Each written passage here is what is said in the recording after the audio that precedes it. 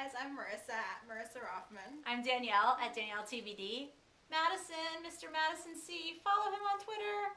He's our mascot. Help.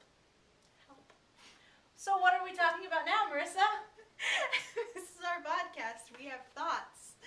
And we are talking about some dramas. We're going to be grading a few of the dramas that have aired in the past television season. So that's just stuff that's aired basically from like September-ish until December. So we're not really totally accounting for what happened before in the previous season. But if you watched our comedy podcast, she cheats. No, I held things against things. That's not my fault. Whatever. I Anyway. don't watch things in pods. I didn't boost a grade for illegal reasons. I just held things against it. I think. What would you like to start with? Well, we're starting with alphabetical. So thanks. They don't know that. So thanks to the alphabet, we are starting with Arrow. Arrow. Because neither of us read about this at all. And my Whoa! Second podcast in a row. I'm doing excited. the same grade. But I bet we have different reasons. Why did you give it a B+? What reasons do you think I have? No, I just think that we have different reasons. Because we tend to like different parts of shows, and we talk about different things, as like Raising Hope. That's true. So I'm just curious. I mean, I feel like, Arrow is a show that I've been sucked into from the start, and it was a very pleasant surprise. And season 1 was good, and it got progressively better. And I think the move at the end of season 1, and if you're watching this and haven't seen the end of season 1, A, why? Thank you, but why? B, close your ears. No, it's not a spoiler. It aired. I'm It's your just fault. saying. That's why I'm putting that out there. I think by killing off Tommy, that was such an interesting move, because you're on Twitter, you see the Arrow fans. A lot of the Arrow fans were freaking crazy for Tommy. Like, really, really crazy for Tommy. And I think it was also, people expected him to be the Dark Archer. They expected Malcolm to die and for him to take his place. But I think they also really, really liked him as a person, as an actor, as his talents, whatever. Very talented, but they very much liked him. And yes, in terms of expectations for the show, I would have expected him to eventually go down that path. It would have been interesting. But by killing him off, it set the show on a whole different path. And I feel like season 2 has just been so fun and so good. And I feel finally the island has a purpose. And it feels like, because, I feel like season 1 of the island, it was there and I understood the purpose, but it didn't feel like if you took that stuff out of the episodes that I'd be losing anything from the show. Now I feel like the stuff that's taken place on the island or in the flashbacks, because some of it's been on boats. Yes. Technical term. I feel like that's actually adding to the show versus just being an aspect of the show that's part of its gimmick. Okay. And not gimmick in a bad way, but just part of its shtick. Okay. And they've had a lot of really great episodes. I think they ended the season really, really, the end of the calendar year really strong with the Flash things, which I was kind of surprised by, because I wasn't really sure how it would work. We've seen when shows get spun off too fast. I'm generally anti-spin-off, just because if it's a planted spin-off / backdoor pilot, it often feels cheesy, and if it's a genuine spin-off, very often you're taking away the essence of you're taking away a big portion of the essence of what makes the show special. Right. That's why I kind of don't. I know it's a spin-off, but I don't consider it. I consider it a show that they've introduced the character into another show already. Like, they're different universes. Well, they're one universe, but they're very different.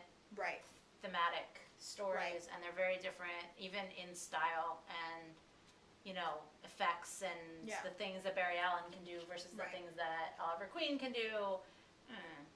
I wouldn't stress about spin-off. No, but I always do a little internal sigh when I hear the word spin-off, because you just never know. Because also when you have people of the creative team working on a different show, that almost always impacts the mothership, whether it's an official spin-off or not, unless you're having an entirely new team. It impacts the series. So I wasn't sure how it would work. I really liked I liked it. And I've liked the show. I feel like the stakes are high, even if they killed off Vertigo, which made me super sad. See, okay. We all know that I love Seth Gable. We all know that I had issues with Seth Gable as Vertigo because I felt like it was too comic booky, which I'm going to get a lot of crap for, but hear me out. Well, no, I talked about this already. I'm not going to rehash it. You can go back and watch our old podcast. I remember your reaction to Seth Gable. Yes, but you know how my whole issue was, like, what I loved about Arrow and why I was so pleasantly surprised by the pilot last year was because it felt very grounded in reality. It felt very much like this one tortured guy, slightly misguided guy, going about things. And yeah, he's kind of superhuman because he trained his ass off and he can do things that I can't do and like most people can't do, but it was still very much about real world scenarios. He's going after drug dealers, he's going after corrupt politicians, he's going after whatever. This season, they've really taken it to the comic book level, which it's a comic book show. I get it. That's what it's supposed to be. Don't send me hate tweets. But that's not what I want to watch.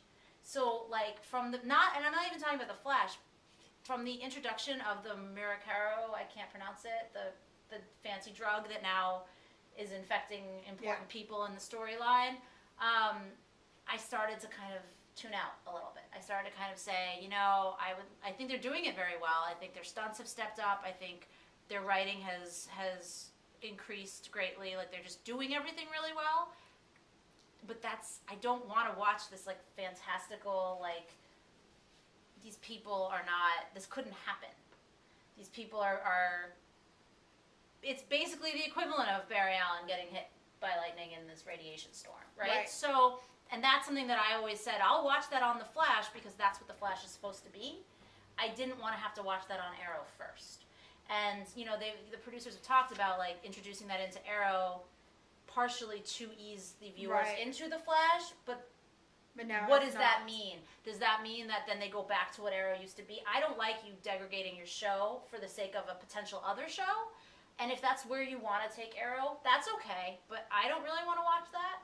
So now I'm having a hard time. There are a lot of things about Arrow that I really loved, but I was having a hard time grading it because I was like, I'm not grading you a B+ because you've done something poorly. I'm grading you a B+ because the show you sold me is not the show you're becoming. And so the show that you're becoming is not one I'm enjoying as much. So it's hard. I don't know. They've done some really cool things. I actually disagree with you about the island. I feel like they've done some things on the island this year that feel like they're only doing them because they need to show you why he is a certain way in modern day. And I feel like I didn't need that. I feel like it's almost...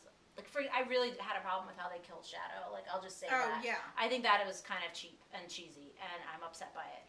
But that was a really weird... That being said, I really love bringing Sarah into the fold. I love the Black Canary. I think that that's a great piece of the story, a great piece of his backstory to know that he had that secret this whole time, and, that it's haunting him for a number of reasons.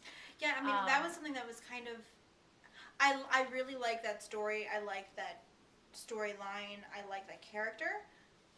It was kind of... I doubt Steven knew that in season 1. No, I don't think so. I seriously doubt it. I kind of wish he had. I don't think they knew. Right.